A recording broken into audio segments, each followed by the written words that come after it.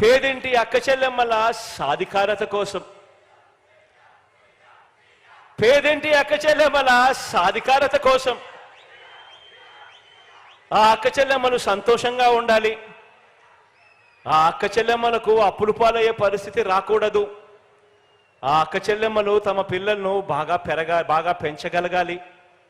ఇబ్బందులు అక్క చెల్లెమ్మలకు రాకూడదు అని ఆ పేదింటి అక్క చెల్లెమ్మల సాధికారత కోసం ఒక వైఎస్ఆర్ ఆసరా, ఒక సున్నా వడ్డీ, ఒక చేయూత, ఒక అమ్మఒడి, ఒక ఇళ్ల పట్టాలు, ఇళ్ల నిర్మాణం, ఆ అక్క చెల్లెమ్మలకు భద్రత ఉండాలని ప్రతి ఫోన్లోనూ ఓ దిశ యాప్,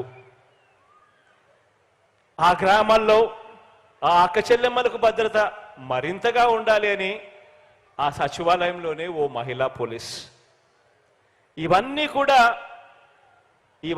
కూడా నా అక్క చెల్లెమ్మలకు ఆర్థిక సాధికారత, భద్రత రెండూ కూడా ఇవాళ అందిస్తా ఉన్నాయి. ఇవన్నీ కూడా గతంలో లేవు.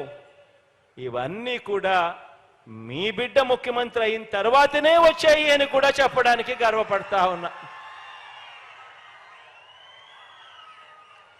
ఈ పథకాల ఫలితంగానే అక్క చెల్లెమ్మల ఆర్థిక సాధికారత పెరిగింది. ఆ అక్క చెల్లెమ్మల ఆర్థిక సాధికారత పెరిగి అంతరాలు తగ్గుతున్నాయి అని చెప్పి నేను చెప్పడమే కాదు, నిన్ననే వచ్చిన జాతీయ గణాంకాలు కూడా ఇదే నిరూపిస్తా ఉన్నాయి. ఇవన్నీ కూడా మన కళ్ళ ఎదురునే కనిపిస్తా ఉన్నాయి. ఇది అక్క చెల్లెమ్మల మధ్య ఆర్థిక అంతరాలను చెరిపేయడము అనంటే ఇది.